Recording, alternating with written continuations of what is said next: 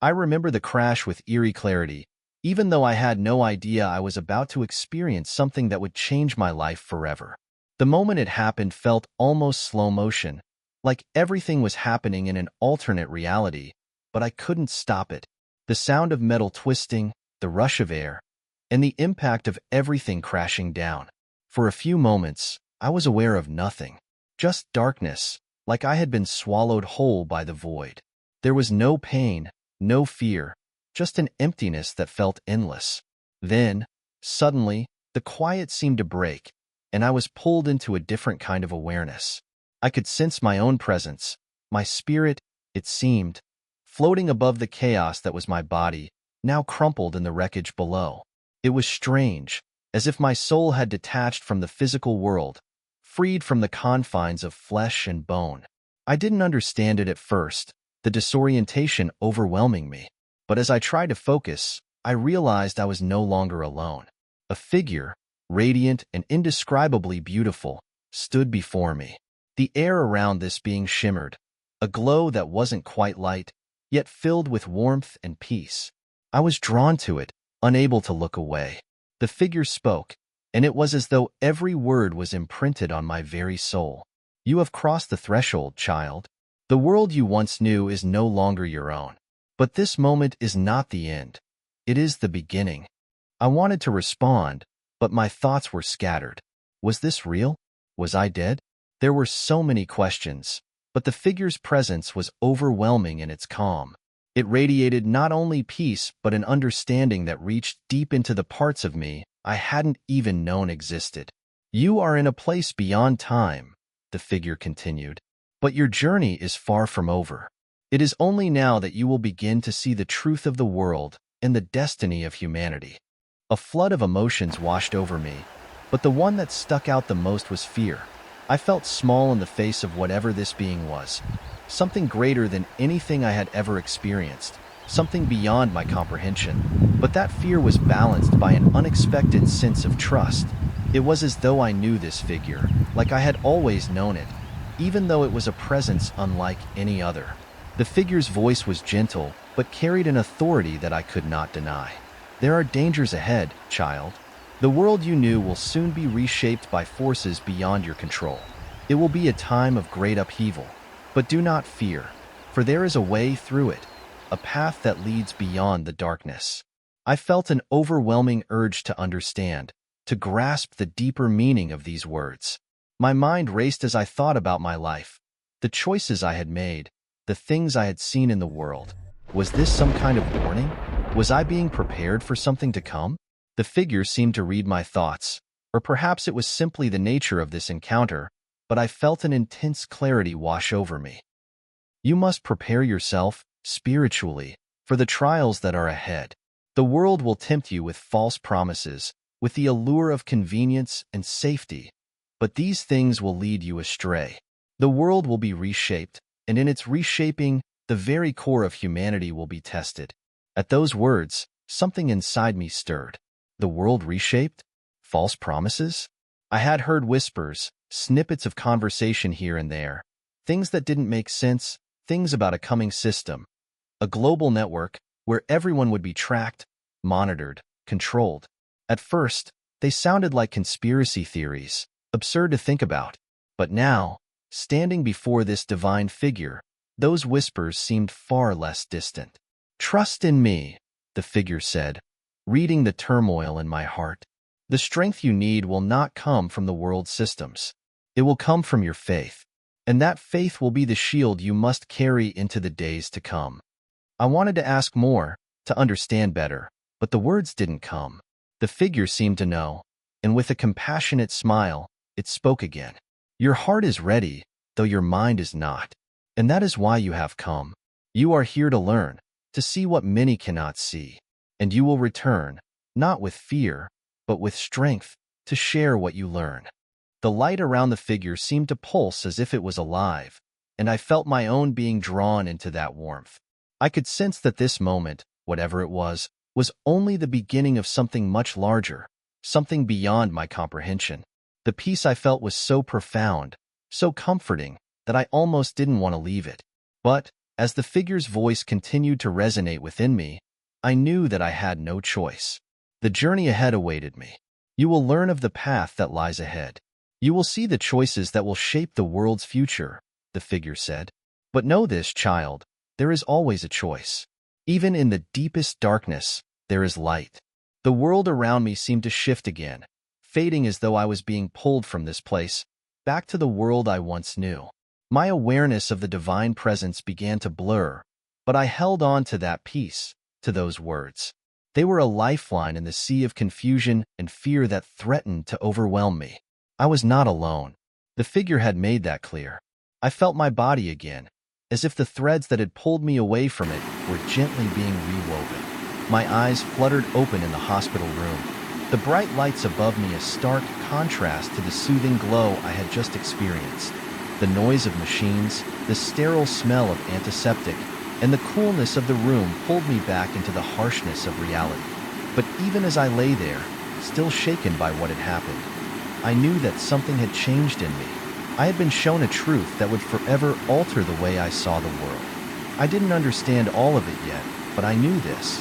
I had been given a mission, a purpose that extended beyond my own life, beyond my own understanding. The divine figure's words echoed in my mind. There is always a choice. Even in the deepest darkness, there is light. That light was now within me, and I knew that I had a part to play in sharing it with others. The journey had only just begun. I don't remember how long I lay there, in the sterile hospital room, trying to comprehend the divine encounter I had just experienced. I had hoped that the clarity I felt in that ethereal space would remain with me, but the fog of reality clouded my mind, leaving me with more questions than answers. Still, something inside me urged me to remember the peace, to remember the words of that figure who had shown me a future beyond my understanding. Then, one night, the vision came again. It started slowly.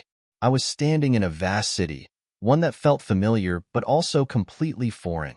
The sky above was dull gray, as though the sun had long been hidden behind an impenetrable veil.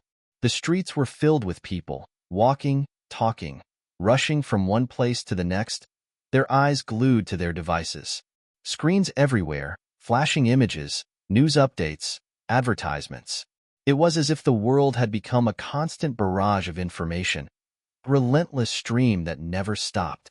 But there was something unsettling about it all. The people moved like zombies, absorbed in their screens, disconnected from one another. There was no joy in their eyes, no sense of community. They were alone, surrounded by others, but completely isolated.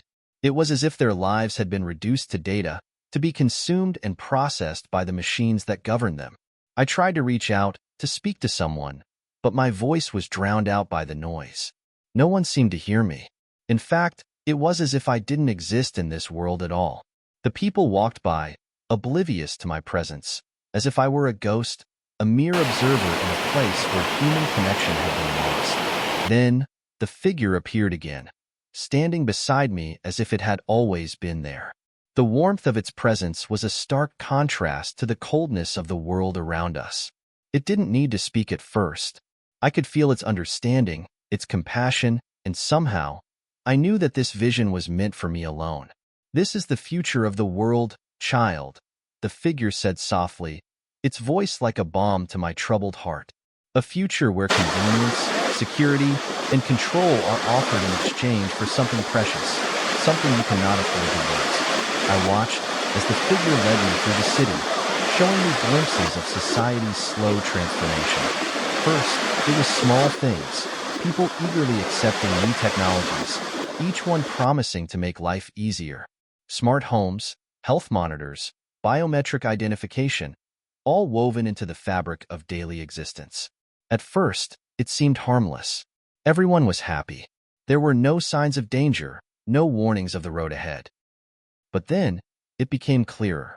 Slowly, as people adopted these new systems, they began to give up more and more of their privacy, their freedom. Data flowed freely, from their bodies, from their thoughts, from their desires. The lines between human and machine blurred. The technology was so deeply integrated into their lives that it became impossible to function without it. And as it became impossible to live without it, The control it gave the system was absolute. At the heart of this technological world was the mark of the beast, a term I had only vaguely heard of before, but now it was becoming terrifyingly real. I saw people standing in long lines, eager to receive an implant, something that would allow them to access all the conveniences promised by the new system. Food, shelter, communication, transportation, everything could be accessed through this mark, through this tiny, seemingly harmless device. The promise was undeniable, a world of security, a life free of worry. But as the people accepted it, I could see the toll it took on their souls. They became more dependent, more enslaved to the system, and less connected to each other. Families drifted apart. Friendships were replaced by virtual connections that could be turned off at will. Faith, once a cornerstone of their existence, was slowly eroded, replaced by the faith they placed in the machines, in the system that promised them safety. They think they are gaining freedom, the figure's voice broke through my thoughts, but they are exchanging it for something far darker. Their souls are being bound, and they do not see it. The mark, though small and simple in appearance, is the key that locks them into this system. And once it is accepted, there is no going back. I could feel the weight of those words settle into me, deep in my chest. The mark was not just a piece of technology. It was a spiritual bondage, a trap disguised as salvation. The more I saw, the more I understood. The mark wasn't just about controlling behavior or tracking people. It was about severing the connection between humanity and the divine. It was the ultimate deception, a lure that promised peace and prosperity but delivered only spiritual death. Those who accept the mark will be lost, the figure continued. Their bodies may function, their lives may seem prosperous, but they will have turned away from the light. They will have chosen a path that leads them away from me. I wanted to ask more questions, to understand how this could happen. How could the world be so deceived? How could people, good people, fall into such a trap? But the figure simply pointed to the people below, to the masses that had already begun to accept the mark. They are being led by their desires, by the promise of an easier life, a more convenient life, the figure said. The enemy works in subtle ways, child. He doesn't come with horns and fire, but with promises, with illusions. He knows that to destroy humanity, he doesn't need to force them. He only needs to deceive them into choosing the wrong path. As I watched, I began to understand the depth of the deception. It wasn't just about technology. It was about the human heart. The system promised everything people wanted: comfort, safety, security. But in doing so, it stripped them of the very thing that made them human. Their ability to choose, their ability to connect with the divine, to see beyond the surface of things. The figure turned to me, its eyes full of sorrow, but also strength. The consequences of accepting this mark are far worse than you can imagine. It will lead to a spiritual death, a severing of the soul from the divine. The mark is a gateway, not just to a world of technology, but to a world of deception, where the truth is hidden and the light is dimmed. I felt the weight of those words deeply, and in that moment, something inside me shifted. I knew that I could not stand by and let this happen. I knew that I had to do something, to warn others, to help them see what was coming before it was too late. The vision began to fade, but the figure's words lingered in my mind. I wasn't sure how or when, but I understood that my journey was just beginning. The revelations had only started, and there was much more to learn. The road ahead would not be easy, but I knew one thing for certain: the truth would set me free. The city around me began to shift, as though time itself was warping, pulling me into different moments of the future. It was a landscape of hope turning into fear, of light fading into shadow. Everywhere I looked, the people continued to take the mark without hesitation, without question. At first, it was just a few, a small group of eager adopters, lured by the promises of ease and security. But soon, the lines grew longer. The crowd swelled. And it wasn't long before nearly everyone had made the same choice. The technology, though initially touted as a solution to the world's problems, was far more insidious than I had ever imagined. It wasn't just about convenience. It was a lure, a bait, wrapped in the guise of progress. People stood in long lines, not realizing that with each step they took, They were walking further away from the path of righteousness. The figure who had guided me all this time stood beside me, its presence radiating a calmness I desperately needed. I could feel the weight of the moment pressing down on me as I watched the crowds around me, each person gleefully stepping up to the counter to receive their implant. It was quick, painless, almost unnoticeable, just a tiny mark on their skin, a barely perceptible glow beneath their flesh, and their lives were changed forever. "It's easy to see why they choose it," the figure said, its voice gentle but filled with sorrow. "They are told that it will bring them peace, freedom from the struggles of life. No more hunger, no more poverty, no more uncertainty. Everything will be provided for them, seamlessly integrated into their daily existence. They will no longer have to worry." I watched as a mother took the mark for her child, a father for his family. I saw the joy in their eyes, the relief, the satisfaction of knowing they were part of something bigger. They were told that this was the way to ensure a future for their loved ones, a better world. And in the beginning, it felt good. It felt right. The promise of a utopia, an easy, connected, secure life, was too alluring to resist. But beneath the surface, something was changing. The people, at first so vibrant and full of hope, began to lose their spark. The more they relied on the system, the more dependent they became. They could no longer imagine life without it.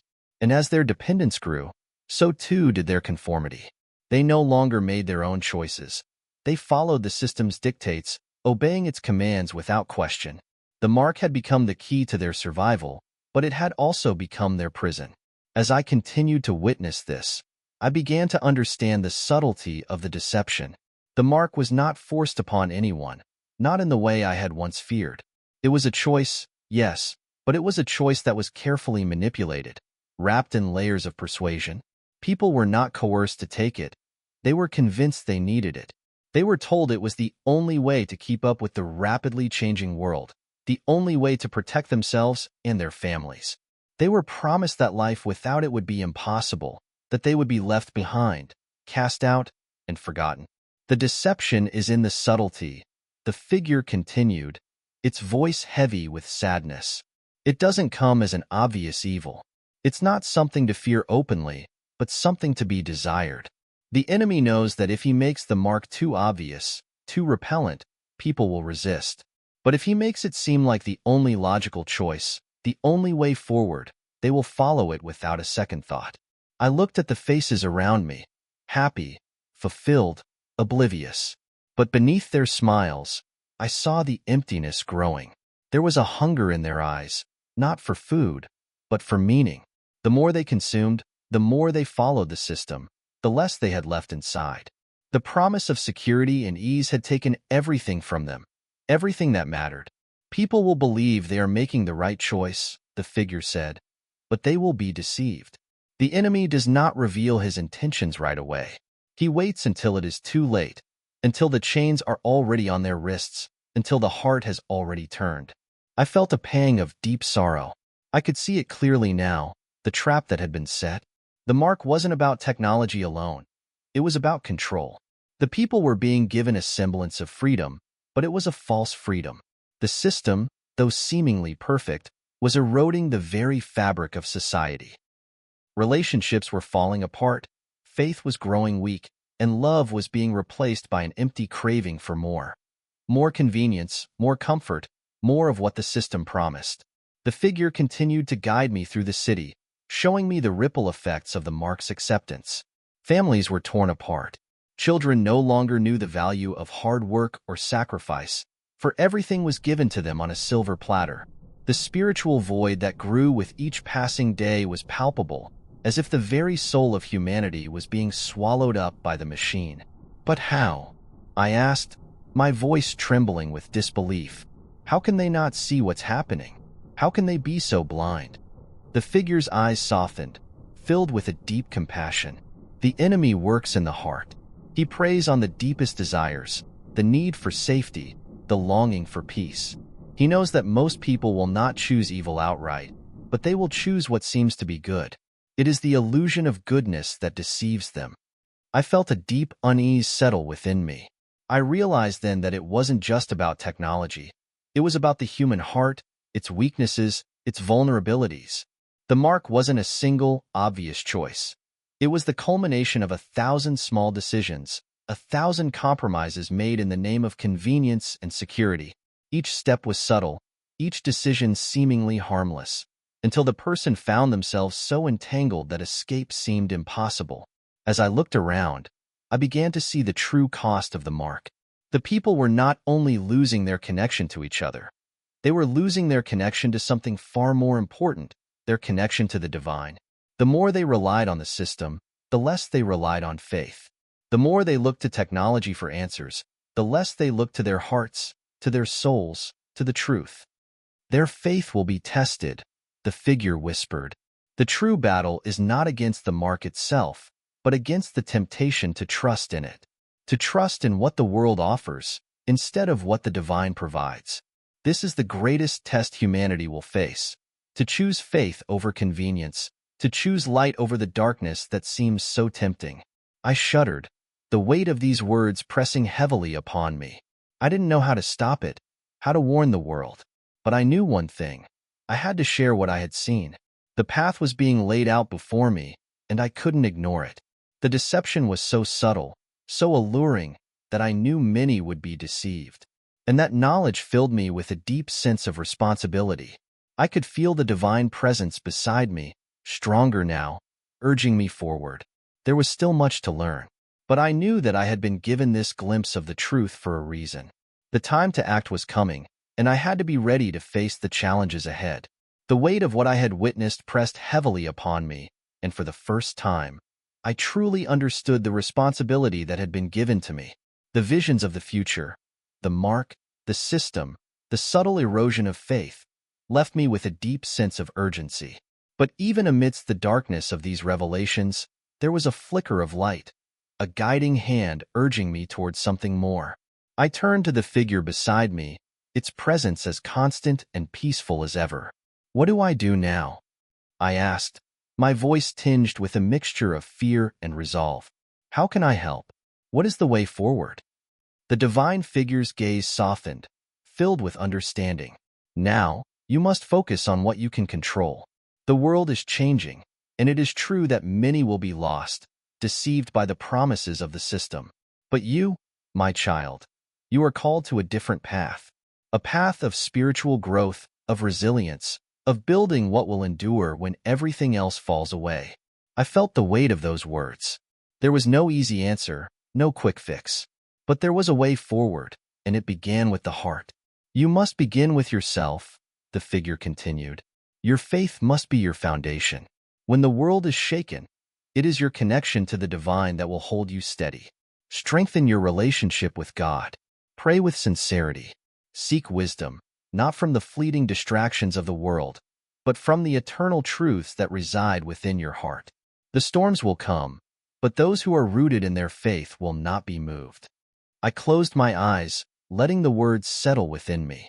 It wasn't a new message, but it was one that now carried a weight I could feel deep in my bones. In the midst of a world that would soon lose its way, the importance of faith, personal, unwavering faith, was clearer than ever. I realized that I had spent so much of my life distracted by the noise of the world that I had neglected the quiet strength of my spiritual foundation. But now, that foundation would be my anchor. But what about others? I asked, my mind turning to those I loved, to the world beyond. How can I help them? How can I share what I've learned? The figure nodded, its voice filled with compassion. "Your task is not just to strengthen your own faith, but to help others find their way as well. You will not be alone in this journey. Together, you must build communities of believers, communities that will provide strength and support when the trials come. It is in unity that you will find your greatest strength. You are not meant to face this challenge alone, nor should you allow others to face it alone." The word community echoed in my mind. In a world that would become increasingly isolated, where people would be driven by technology to disconnect from one another, the importance of authentic relationships would be more critical than ever. This was not a time to be solitary in one's faith, but to come together, to create bonds that would withstand the pressures of the coming days. "You must seek out those who will walk this path with you," the figure continued. Find others who share your values, your commitment to faith and truth. Build a network of love and support that transcends the systems of the world. Encourage one another, uplift one another, and remind each other of the truths that cannot be shaken. In these communities, you will find strength for the journey ahead. The image of a tight-knit group of believers, bound together by love and faith, stood vividly in my mind. It was a vision of resilience, of hope, and of love that would defy the pressures of a world that seemed intent on pulling people apart. In these communities, there would be no room for deception. The light of truth would shine brightly, even in the darkest of times. But what about practical preparation? I asked, my mind turning toward the more tangible aspects of survival. What should I do to prepare for the challenges ahead? How do I protect myself and my loved ones? The figure paused, its gaze warm but serious. Spiritual preparation is your first priority. Without it, no material preparation will matter. But that does not mean you should neglect the practical aspects of survival. In times of great trial, those who are self-sufficient, who have the wisdom to care for themselves and others, will fare better. Build resilience in your body, mind, and spirit. Learn the skills that will allow you to provide for your needs, even when the world becomes more chaotic. Seek knowledge, whether it be farming, sowing, or preparing food and water. Equip yourself with the tools you need to live with less reliance on the systems that will soon dominate the world. I felt a deep sense of clarity wash over me. It wasn't just about surviving. It was about thriving, even in the midst of hardship. The figure was not calling me to isolate myself or prepare for a fight, but to cultivate a life that would endure the challenges ahead.